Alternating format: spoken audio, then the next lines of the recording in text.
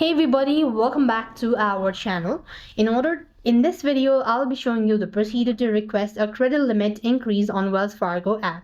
To request a credit limit increase within the Wells Fargo app, you generally need to call a customer service at a toll-free number or the number on the back of your card, as the app or an online portal does not support these requests. So what you need is you just want to make sure to go ahead and open your browser, type in Wells Fargo support. Once you do this, you will be provided with the number. Here you could see.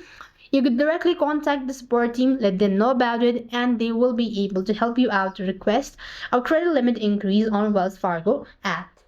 And likewise, you have to be ready to share your annual income, house payments, and a desired credit limit, and ask if the request will result in a soft pull or no impact the score, or a hard pull, potential temporary dip in the score as well. That is how you're supposed to request a credit limit increase on Wells Fargo app. I hope the video was helpful. Make sure to like, share, and subscribe. Thank you for watching. See you in the next video.